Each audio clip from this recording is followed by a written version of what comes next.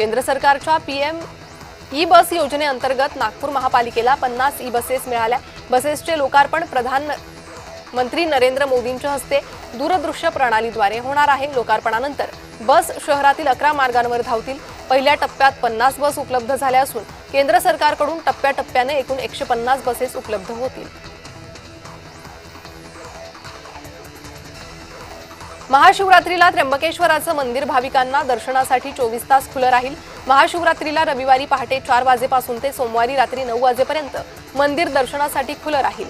भाविकांची संभाव्य गर्दी आणि येणाऱ्या प्रत्येकाच्या सुलभ दर्शनासाठी मंदिर प्रशासनाने हा निर्णय घेतलाय।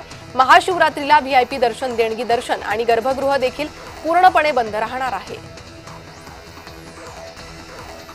मुंबई गोवा दरम्यान धावणारी मांडवी एक्सप्रेस गुरुवारी सकाळी सुमारे 3 तास उशिराने धावल्याने प्रवाशांचा खोळंबा झाला।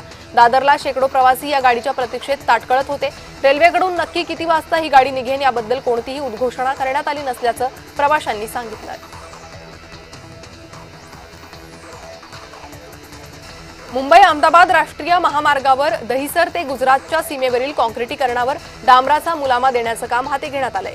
तब्बल 620 कोटी रुपये खर्च करूनही काँक्रिटीकरण निकृष्ट दर्जाचं झालं असल्याचं समोर आलंय। या कामामुळे महामार्गावर वाहतूक कोंडीचा प्रश्न कायम राहणार असल्यानं स्थानिकांसह वाहन चालकांकडून नाराजी व्यक्त करण्यात येते आहे।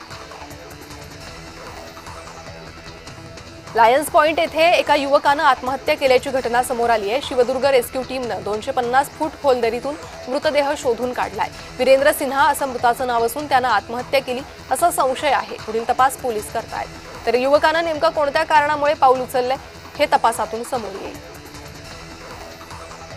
नौदल डॉकयार्डमध्ये एका कचरा साठवणुकीच्या ठिकाणी आग लागल्याची घटना घडली। अग्निशमन दलाला आग विझवण्यात यश आली आहे। नौदल अग्निशमन दलाच्या जवानांनी तातडीनं कारवाई करत आग आटोक्यात आणली। यात कोणतीही जीवितहानी झाली नाही।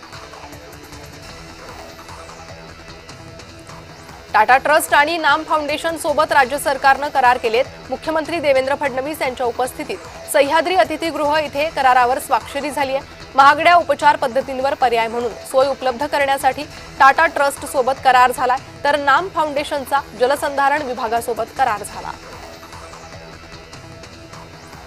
छत्रपती संभाजीनगरमध्ये व्हॅलेंटाईन डेच्या पार्श्वभूमीवर गुलाबाच्या फुलांची मागणी वाढली आहे। तसंच विविध रंगांच्या फुलांच्या बुकेलाही मोठ्या प्रमाणात मागणी आहे आणि ही मागणी वाढल्यामुळे काही प्रमाणात गुलाबाच्या दरातही वाढ झाली। पुण्यातील नवनिर्वाचित भाजप नगरसेवक सुनील पांडे यांनी गुडलक चौकातील कलाकार कट्टा हटवण्याची मागणी केली। या कट्ट्यामुळे वाहतुकीला अडथळा निर्माण होत असल्याचं पांडेंनी म्हटलंय। नाशिकच्या मनमाड शहरातून जाणाऱ्या इंदूर पुणे राष्ट्रीय महामार्गावर 2 टँकर आणि ट्रक यांच्यात तिहेरी अपघात झाला। अपघातात 2 जण गंभीर जखमी आहेत, तर अपघातामध्ये वाहतूक कोंडी झाली। नागरिकांना चांगलाच फटका बसलाय। नाशिकमध्ये भविष्य सांगण्याच्या नावाखाली शेअर मार्केटिंगमध्ये जादा परताव्याचा आमिष दाखवत एका ज्योतिषानं 48 वर्षीय किराणा दुकानदाराची तब्बल 73 लाख रुपयांची फसवणूक केल्याचा धक्कादायक प्रकार उघडकीस आलाय। पीडित दुकानदारानं शेअर मार्केटमधील गुंतवणुकीसाठी मोठी रक्कम ज्योतिषाच्या सांगण्यावरून विविध खात्यांमध्ये जमा केली होती। एप्रिल 2025 ते फेब्रुवारी 2026 या कालावधीत ही रक्कम वेगवेगळ्या टप्प्यांमध्ये जमा करण्यात आली आहे। मात्र अपेक्षित परतावा न मिळाल्यानं संशय बळावला। ठाण्यातील उन्नत महामार्गासाठी वृक्षतोड करण्यात आली आहे। वृक्षतोडीत शरद पवार गट आक्रमक झाला असून आंदोलन करत पवार गटानं झाडं लावली आहेत। भिवंडीतील मुंबई नाशिक महामार्गावर ट्रकचा अपघात झालाय। अपघातात चालक किरकोळ जखमी झालाय। यामुळे बोरीवली ते येवई मार्गावर 2 ते 3 किलोमीटरपर्यंत वाहतूक कोंडी झाली होती, तर पडघा पोलिसांकडून वाहतूक सुरळीत करण्यात आली।